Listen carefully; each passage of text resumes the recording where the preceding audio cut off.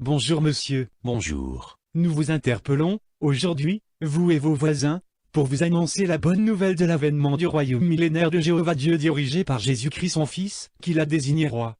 Vous savez, toutes ces guerres, ces famines, épidémies croissantes, taux de criminalité élevés, pollution, réchauffement climatique et catastrophes naturelles sont si présents dans le monde que le simple fait de croire en un Dieu créateur de l'univers et du monde dans lequel nous vivons, à l'origine de toute vie et plein d'amour pour toutes ces créatures, plus particulièrement pour les humains faits à son image, laisse à désirer.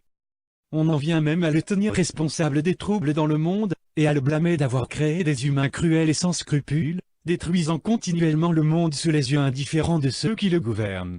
Ou pire encore, à en conclure qu'il n'existe tout simplement pas. Mais Dieu, qui est tout le contraire, que l'opinion que les humains se font de lui, a promis qu'à une époque donnée, il anéantira tout système corrompu des hommes influencés par Satan pour instaurer son royaume infaillible et parfait où dominera la justice et la paix, pour une durée de 1000 ans. Sachez que c'est avec un ardent amour que nous vous prêchons cette bonne nouvelle et que nous prenons beaucoup de plaisir à servir Jéhovah, notre Dieu, de cette façon. Et nous proposons généralement aux gens, s'ils le désirent, une étude biblique à domicile, gratuitement, afin d'approfondir les questions existentielles de la vie. Accepteriez-vous que l'on prenne quelques minutes ensemble afin que vous puissiez en apprendre davantage? Oui, bien sûr. Je serai ravi de vous recevoir pour une étude. Entrez, je vous prie. Quel est votre prénom? Je m'appelle Thibaut. Merci de nous recevoir, Thibaut. Je m'appelle Édouard et voici ma collègue, Emmanuel. Enchanté. Vous avez déjà fait une étude avec les témoins de Jéhovah auparavant, Thibaut? Non, jamais encore. Mais, j'étudie régulièrement la Bible, souvent individuellement ou avec un groupe de frères et sœurs que je côtoie à certaines églises que je fréquente. Et vous êtes de quelle dénomination? Je n'appartiens à aucune dénomination, mais j'ai été baptisé dans une église pentecôtiste, dans laquelle je suis resté quelques mois avant de la quitter ensuite, à cause de certaines ou plusieurs contradictions que j'ai constatées dans leur doctrine et pratique vis-à-vis de la parole de Dieu. Plus tard, en pensant trouver le véritable lieu de culte auprès des églises charismatiques, je me suis vite aperçu que je venais de tomber dans un trou plus grand et plus profond que celui que j'essayais de fuir. Même chose pour les baptistes que j'ai aussi bien connus, les catholiques, idem, les mormons, les évangélistes, etc.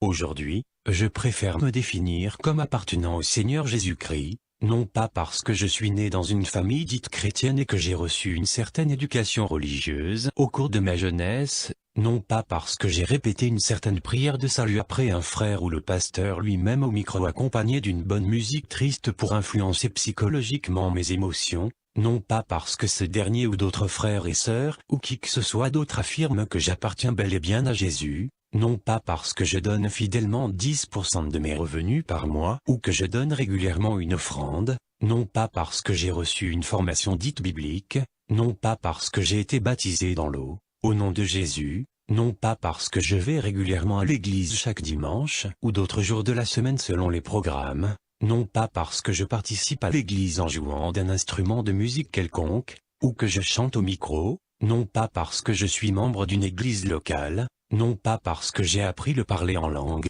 non pas parce que je me suis créé une chaîne YouTube ou un blog dit chrétien ou tout simplement que je me présente comme chrétien, mais parce que je crois en le Seigneur Jésus-Christ, le Fils de Dieu et que je crois en l'œuvre qu'il a accomplie à la croix en payant le prix de mes péchés et qu'il est ressuscité le 3e jour après sa mort, non seulement pour mon salut, mais aussi pour celui de quiconque croit, et que j'accepte de vivre selon les principes divins, écrits dans la Bible par reconnaissance, pour lui tout comme je me repens continuellement de mes péchés, et que je me fais baptiser dans l'eau en son nom.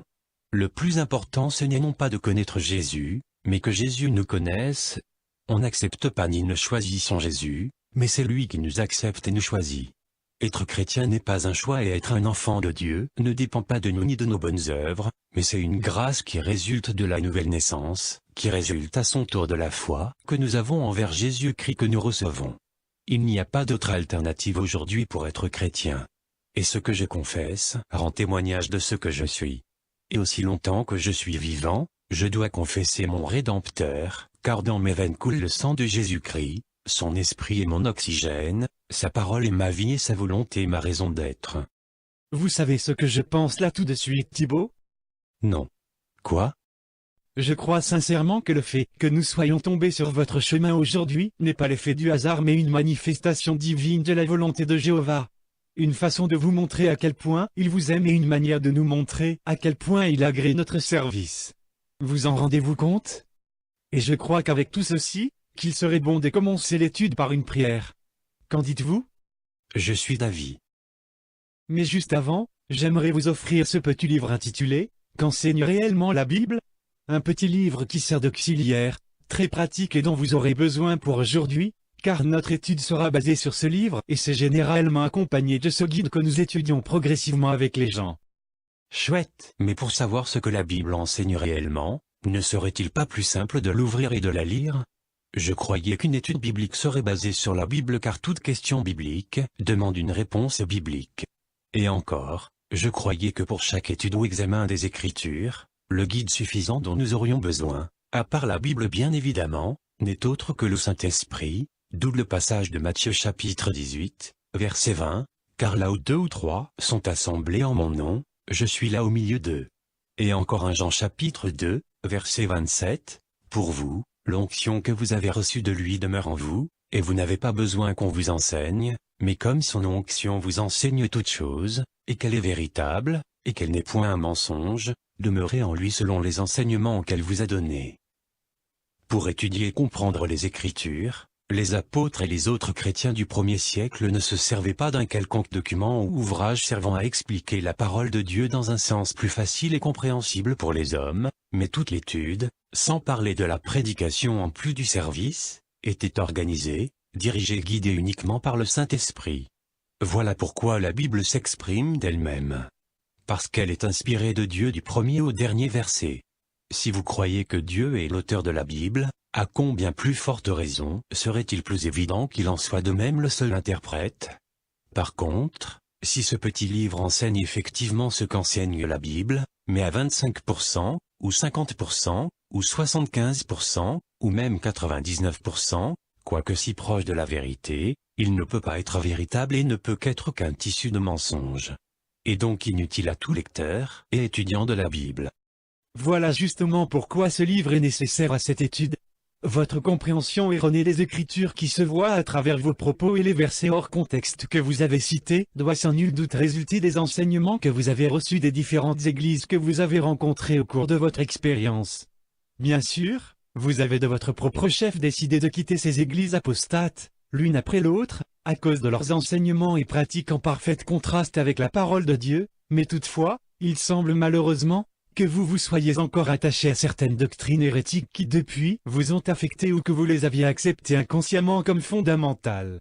Vous savez, il y a beaucoup de chrétiens sincères mais qui manquent de discernement et célèbrent des fêtes païennes condamnées par la Bible ou encore, sont attachés au symbole de la croix, qui ont une origine païenne, ou pire encore, croient de tout leur cœur, confessent et prêchent que Jésus-Christ est Dieu. Mais une étude attentive des Écritures nous révèle qu'il en est tout autre. Vous savez, il y a un célèbre proverbe qui dit de ne pas juger un livre par sa couverture. Il serait présomptueux de votre part de sauter aux conclusions de façon si hâtive.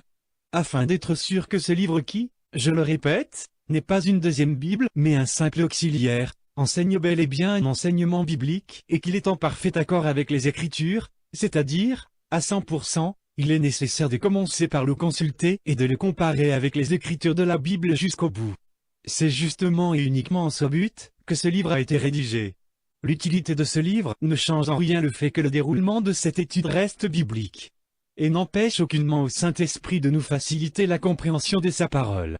Par contre, si vous y voyez un inconvénient, si ce livre est un problème qui vous gêne, je suis prêt à respecter cela, de le mettre de côté et de procéder par une autre méthode sans problème, ou d'arrêter l'étude à partir de maintenant, si vous le souhaitez.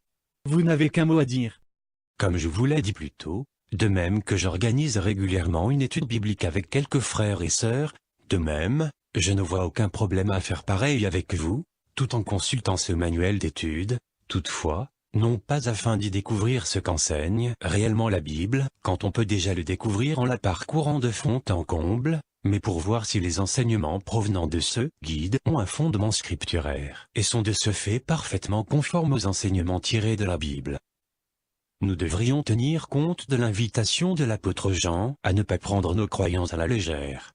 Bien-aimés, N'ajoutez pas foi à tout esprit, recommandait-il, mais éprouvez les esprits, pour savoir s'ils sont de Dieu, car plusieurs faux prophètes sont venus dans le monde.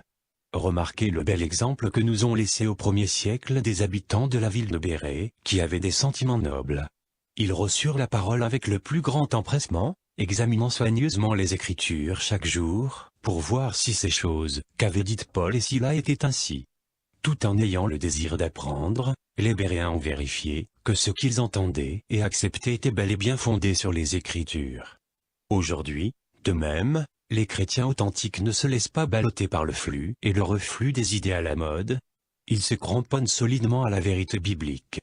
L'apôtre Paul a écrit, et ce que je demande dans mes prières, c'est que votre amour augmente de plus en plus en connaissance et en pleine intelligence.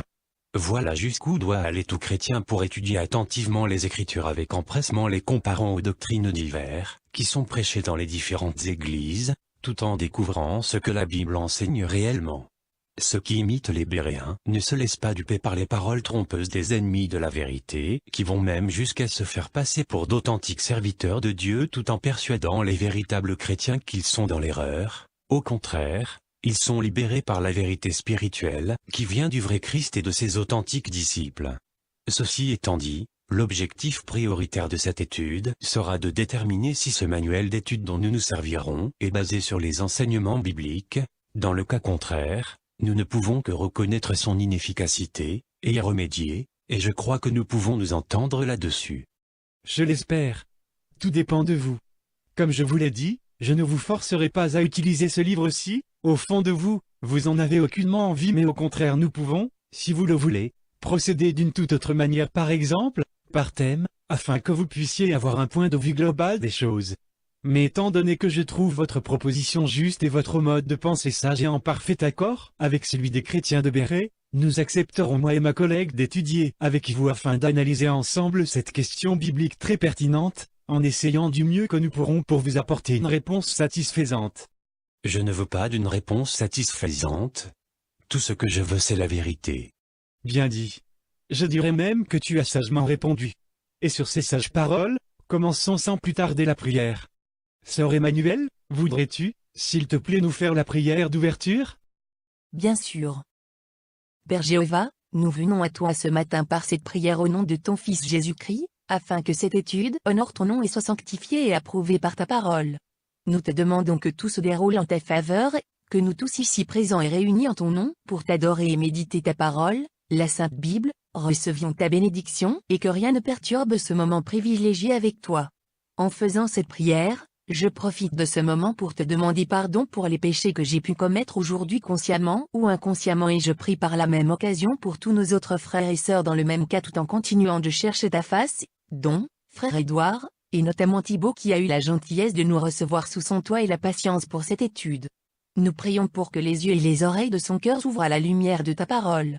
Nous prions afin que tu détruises les doutes, les confusions et les obstacles posés par le malin. Nous prions pour que notre attention ne soit pas perturbée par aucune distraction quelconque, mais qu'elle soit seulement tournée vers ta parole, et qu'en elle nous soyons bénis. Nous remettons entre tes mains notre vie si fragile, mais qui en toi trouve une protection invulnérable.